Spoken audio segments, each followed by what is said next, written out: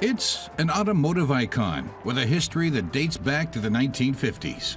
Now it's undergone some improvements. The Mercedes SL has a powerful engine, a 9-speed automatic transmission, 5 dynamic drive programs, and the suspension is equipped with an active curve tilting feature. The SL has always been a top-of-the-line touring roadster, and the new model continues that tradition. We're going to test an AMG SL63 that has a power output of 430 kilowatts. Automotive journalist Bill Beaumont will put the car through its paces. I think the way that they've developed the style of the SL into this sort of more modern shape, it's still got the cues of the big grille at the front, but it now fits with a much more kind of the more modern Mercedes style. I think has worked really, really well. I think it's, you know, a nice resolved shape, and it looks very, very elegant as well. One feature that makes everyday driving more enjoyable is that you can open and close the roof while you're on the road, provided you don't exceed speeds of 40 kilometers per hour.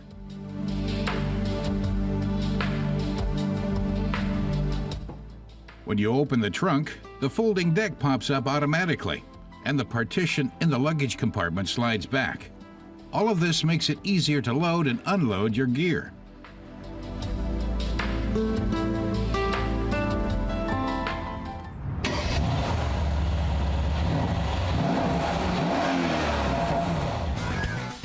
You can almost hear the power of the SL's 5.5-liter twin-turbo engine. Our test car made it from a standing start to 100 kilometers per hour in just 4.1 seconds. The SL's automatic speed limiter kicks in at 250 kilometers per hour, but you can boost that to 300 with the AMG driver's package. The SL comes equipped with sport and comfort mode options. The car feels really stable, both on the open road and in curves. Will says it was a pleasure to drive, particularly out in the countryside. Really, really nice roads, fantastic scenery, and some sort of like lovely sort of switchbacks and hairpin bends, and some really great fast corners as well. Some sweeping corners too. Some of the sweet, you know, the longer corners where you could really feel the curve tilt as well, which was really nice to sort of, you know, you could understand how that worked a little bit better through some of the quicker corners. The SL glides through curves as though the car was on rails, but Will did have a bit of a problem with the SL's steering. I think the steering can feel a little bit odd. There's a little bit of vagueness sort of from the front end when you're particularly sort of around the dead ahead position. But once you're sort of moving, the rest of the car is sort of very well resolved with the steering, so that even though the steering, you don't feel an awful lot, it feels very, it's in tune with the rest of the car to accept, so you can get some feedback through all the other elements, through the seat and through the suspension. The SL's interior is pure luxury, including the leather steering wheel cover. The ventilation nozzles on this edition of the SL recall the design of previous models. The SL sells for about 162,000 euros in Germany, leather sports seats included.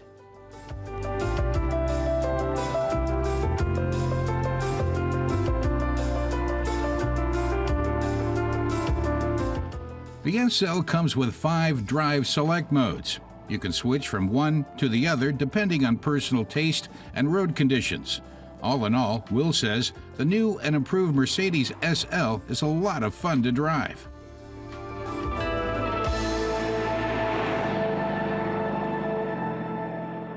I think the revisions they've made to the new SL have turned it into a really sort of great sports car now as well, rather than just being a cruiser, which it was very good at before. It still does that now, but it also can excite a bit more than it used to.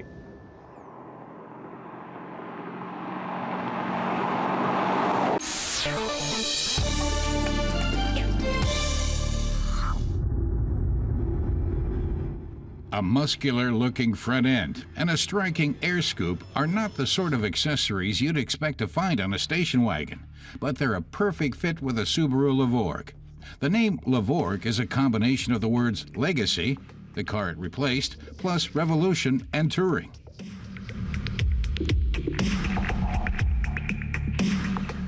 Auto tester Andre Zimmerman says a wagon is great for vacation driving. These days, they look more sporty than they used to, like the four-wheel drive Subaru Levorg. It's practical, too. You just pull back the cover, and then you can reconfigure the luggage compartment to meet your needs. Im Boden verstauen. Da muss ich jetzt ein bisschen basteln. Once you've removed the middle section and the side panels, you can store the cover in the base. Put the side panels back, and you're good to go. This way, you don't have to leave the compartment cover at home when you go on vacation. It's a really practical design. So let's load some stuff. The trunk's capacity is 522 liters, and it's 104 centimeters deep, so there's plenty of room. Andre says the last thing he's going to load is our camera tripod bag. It wouldn't fit into most trunks because it's so long. Here too, it's a little long, but that's no problem. With a touch of a button, the problem is solved. The back seat folds down to make even more room, and we're ready to go. Bereit zur Abfahrt. The Levorg's design is based on the Subaru Impreza, but it's a cut above that model. The Levorg sells for just under 29,000 euros, complete with four-wheel drive and automatic transmission. Das Fahrwerk vom Levorg. Andre really likes the Levorg suspension. It's quite stiff. You feel some of the unevenness in the road, he says, and larger bumps are best avoided, otherwise it could get a bit uncomfortable. But because the suspension is stiff, the Levorg is quite low to the ground, giving it great stability. It has a relatively low center of gravity, so it can handle even sharp curves easily. So kann der Levorg eigentlich zum Kurvenräuber werden. Andre has a minor complaint about the CVT transmission. He says it causes problems while he's driving through a curve. He takes his foot off the gas while driving into the curve, but then he's coming out of it and tries to speed up. The car takes a few seconds to react.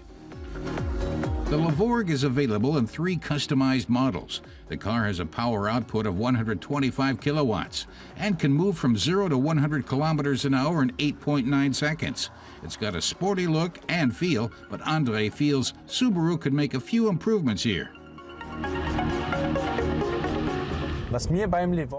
He'd like to see more choices for the engine and transmission. Right now, all you can get is a 1.6-liter engine and the CVT. Andre says he'd welcome a bigger, more powerful engine and a manual transmission. On the other hand, he likes the way that you can customize the Levorg's interior. The car we're in right now has the red and black color option, says Andre. There's a little red stripe in the steering wheel, so you can see when you're driving straight ahead. And you've got nice Alcantara covering on the wheel, too. It's little things like that that put the Levorg's interior closer to that of a luxury model, like a BMW or an Audi. So what does Andre think of the Subaru Levorg overall?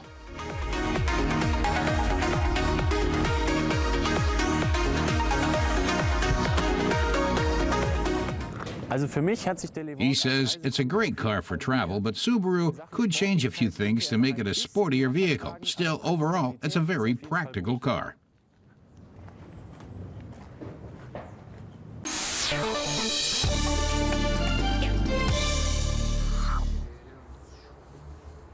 Our carman Matas Kurat says a plug-in hybrid car like the VW Passat GTE is a great thing. You can make all your local trips with zero emissions and still have a conventional engine available for longer journeys. But if you forget to charge it up at home, you have to look for a charging station and then wait. Hier öffentlich zugänglich gibt in Deutschland und steht sich dann neben dem Auto die Beine in den Bauch. The Passat GTE takes around 2.5 hours to fully charge at a public station like this, a process that takes over 4 hours at home. In electric mode, the car pulls away with barely a sound, powered only by electricity from the battery.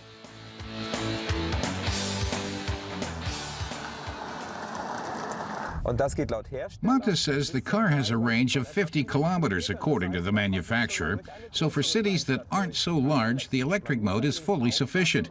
But as he points out, the driver needs to take particular care. Pedestrians and even pets can't hear the car coming, so they may just pop out into the road without warning. Dass da ein Auto kommt, weil sie es eben nicht hören. Apart from fully electric mode, the GTE also offers the battery charge mode. Here the car is powered by the gasoline engine, which also charges the electric battery at the same time. That's useful for longer trips, especially on the freeway. In hybrid mode, the car itself determines which drive version is used, drawing on the electric battery as much as possible. In all modes, energy is recovered during braking, and it's stored in the battery. Wenn man auf der Landstraße im Hybrid Montes says that when you're driving on country roads in hybrid mode, there's very little difference to a normal Passat. He's driven Passats with various kinds of engines, and the experience is pretty much identical. The only thing you notice here, he says, is that the suspension is a bit stiffer because the car has to carry the added weight of batteries, electric motor, and all the control electronics. Da muss man eben entsprechend dagegen wirken. Ein großer Unterschied. The one difference that you notice immediately is on the dashboard. There's no rev counter on the left-hand side, like with other cars. Instead, it has an energy gauge, which shows you whether the battery is charging or how much power you're using. But unlike other hybrid automakers, VW still gives you a small rev counter down below. That's because the GTE, like other VW models, comes with a dual-clutch transmission and not a CVT transmission. Anderen Modellen kennt. The Passat GTE is powered by a 1.4-liter TSI gasoline engine offering 115 kilowatts of power and an electric motor with 85 kilowatts. Working together, they combine to offer 160 kilowatts. VW says gas usage is 1.7 liters for 100 kilometers. But during our test drive, we used nearly 7 liters of gas, although admittedly Matas did hit the gas pedal quite a bit. Wenn man es noch etwas He says if you like things a little speedier or you just want to pass someone, you press the GTE button. That changes the way the motor and engine respond. Also, the steering changes slightly. And if you have the optional dynamic chassis control, the dampers are also adjusted for a sportier ride. From the outside, the GTE looks almost identical to a normal Passat. Only the GTE logos on the front, side, and rear reveal that it's a plug-in hybrid, along with the blue electric design line on the radiator grille. The hood conceals the power center with its dual heart. With the battery and electric drive, the GTE is a whole 280 kilos heavier than a purely gas-powered 1.4-liter Passat. Inside, there are GTE logos and blue stitching in the upholstery. And the fine ambience light strips in the doors are also in GTE blue. Das Laden ist natürlich. Mata says it's obviously an advantage to charge the car first if you want to keep your emissions down, and that can easily be done at home. This is a European plug, but there are plugs available for every market. That's good if you don't want to set up a charging box in the garage. But if you don't have your own house, but live in an apartment block, for example, then charging your car is going to be a problem. That's one of the reasons why Matas wouldn't choose this car personally. He also feels that although driving with zero emissions is great, it only works if you're always driving just short distances and can then charge your car up in between. Then there's the high price, which is another drawback. Und der hohe Preis, der ist natürlich auch so ein Punkt, wo ich sage, das muss sich ja auch irgendwo dann rechnen im Portemonnaie. The VW Passat GTE sells for just over 45,000 euros in Germany. By comparison, gasoline models start at just under 26,000, although that's with far fewer features. So there's a huge price difference, perhaps not the best way to promote the sale of plug-in hybrids.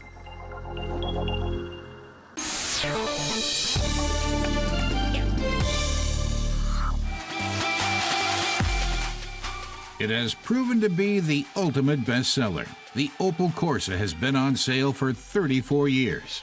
In that time, 4 generations of the Corsa have come and gone, with over 12.4 million vehicles sold. The 5th generation is now on the market, and our man Emanuel Schaefer is about to take one for a spin.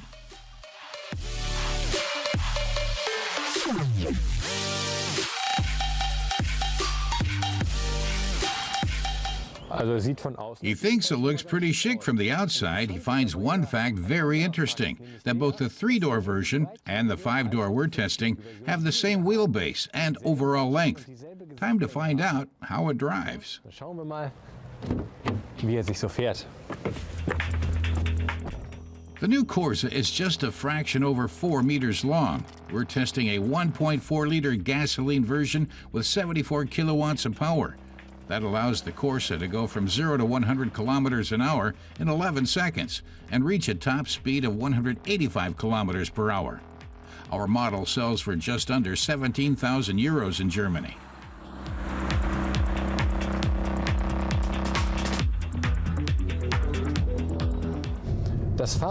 Emanuel says the new Corsa suspension has nothing in common with its predecessor. All the components are new, and he can feel that too. He says it feels much better planted on the road. That's partly because the body now sits 5 millimeters lower. The newly developed steering also makes a big difference.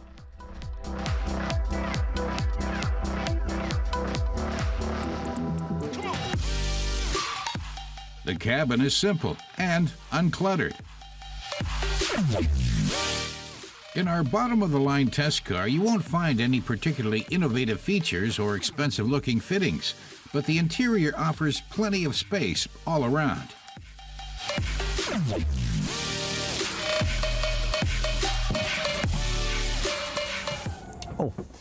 After reading the technical data, Emanuel wanted to know what 285 liters of cargo space felt like. And he finds that even though he's 1.80 meters tall, he has plenty of room to sit.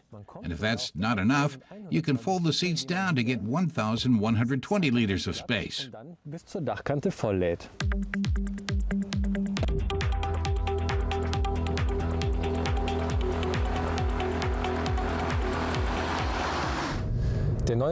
He says the new Corsa offers a variety of driver assists, some included in the standard features. One of those is the City mode, which gives you extra power assistance on the steering when driving at lower speeds.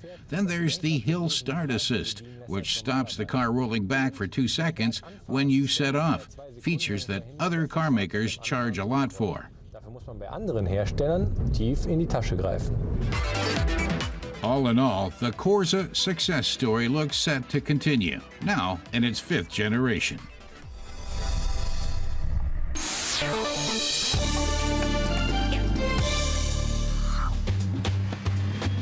Today, the Porsche 356 numbers among the truly classic sports cars. In 1948, it became the first automobile to proudly bear the Porsche name. Before then, Ferdinand Porsche had developed cars for various other brands at the Porsche design and engineering firm he'd founded in 1931 in Stuttgart.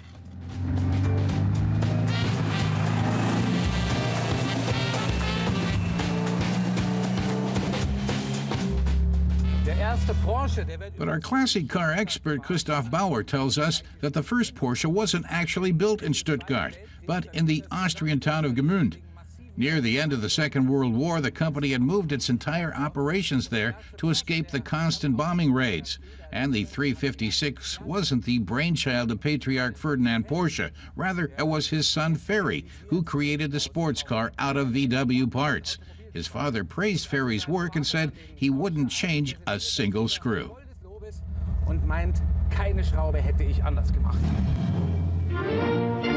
Ferdinand Porsche was one of the auto industry's pioneers. Starting in 1897, he developed electric and hybrid engines, an all-wheel drive model, and trend-setting mid-engined race cars like the Austro-Daimler Sascha and the Auto Union Silver Arrow. Not to mention the legendary Volkswagen Beetle. The first Porsche that Ferry designed together with his father's committed team of engineers was based on the VW Bug.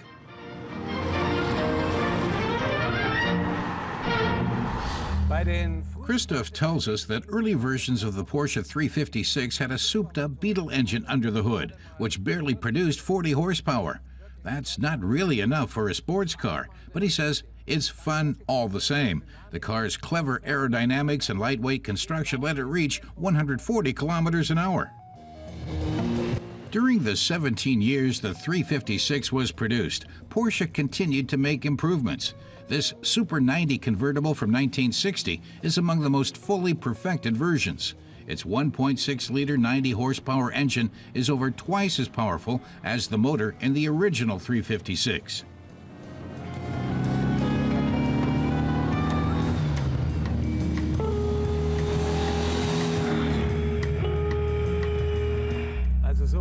Christoph says the rattling sounds the car makes while warming up remind him a lot of the VW Beetle, but the Boxer engine shows its true colors when the tachometer reaches around 3,000 RPM. Then things really get moving. And it can hungrily progress to 5,500 revolutions per minute. He could become addicted to the sound too. It makes him want a double D-clutch, even when he really doesn't need to. Zwischengas, obwohl es das Getriebe nicht verlangt.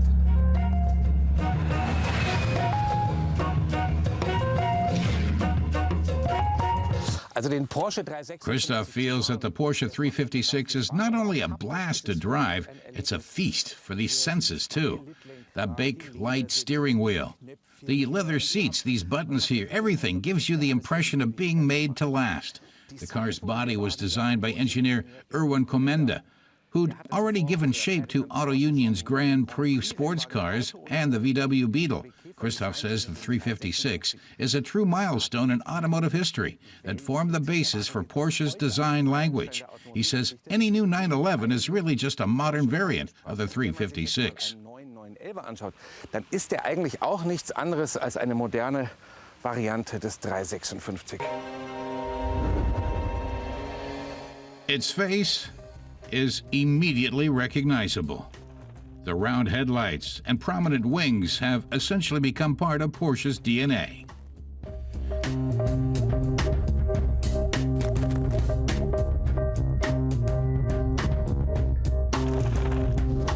The gently sloping rear is also a Porsche specialty, although the teardrop aerodynamic design is now seen as dated.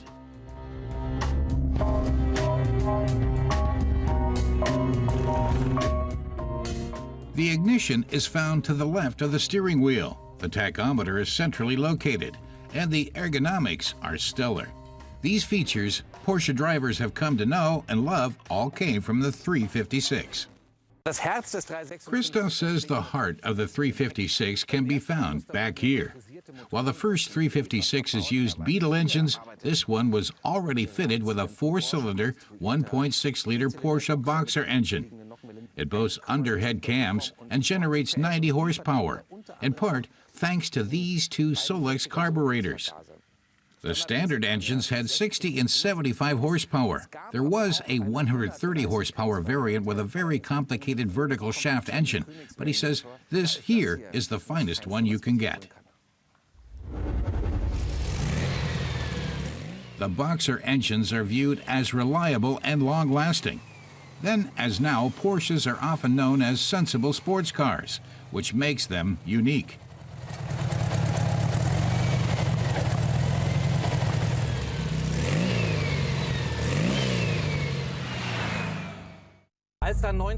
Christoph says that when Porsche announced it would be introducing a successor model, fans and automotive journalists claimed that a new Porsche could never outdo the old 356. Well, the 911 has certainly made more than a few friends over the years, and as the forefather of the 911 and the first Porsche ever, the 356 is definitely an automotive milestone. Definitiv ein Meilenstein der Automobilgeschichte. Today, it's still a pleasure to take a 356 convertible out for a spin. After the 356 was discontinued in 1965, Porsche buyers had to wait until 1982 for the introduction of the 911 convertible, until they could once again feel the wind in their hair.